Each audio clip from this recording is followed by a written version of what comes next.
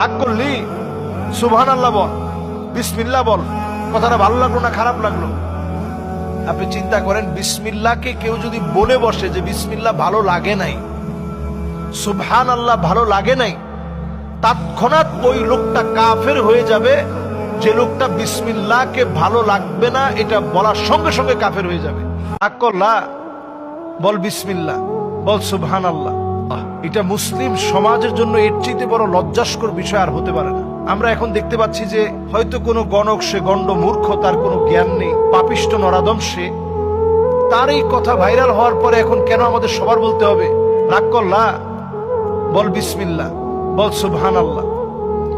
এই তার কথা মতো যারা এই জাতীয় আল্লাহ রাব্বুল আলামিনের এই পবিত্র বিসমিল্লাহর মতো বরকতি বিষয়, সুবহানাল্লাহর মতো দাড়িপাল্লা ভারী করে দেওয়ার মতো ওজন সম্পন্ন বিষয়কে নিয়ে যারা ট্রোল বানাচ্ছে, মাআযাল্লাহ, আমি বলবো খবরদার, এই জাতীয় ট্রোল আপনারা করতে যাবেন না।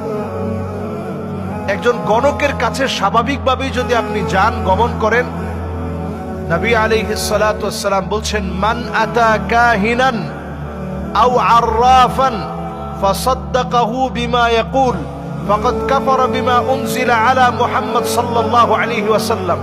গণকের কাছে যারা যাবে, যারা হাত দেখাবে, যারা এগুলা বিশ্বাস করবে, গণকের কথার ওই তাবিজ নিবে, গণকের কথার ওই গাছের শিকড় নিবে, নবীজি বলছেন ফাকাদ কাফারা বিমা উনজিলা আলা মুহাম্মদ সাল্লাল্লাহু আলাইহি সাল্লাম, তার ইবাদত আল্লাহর কাছে কবুল হবে না, তার ইবাদত নষ্ট হবে।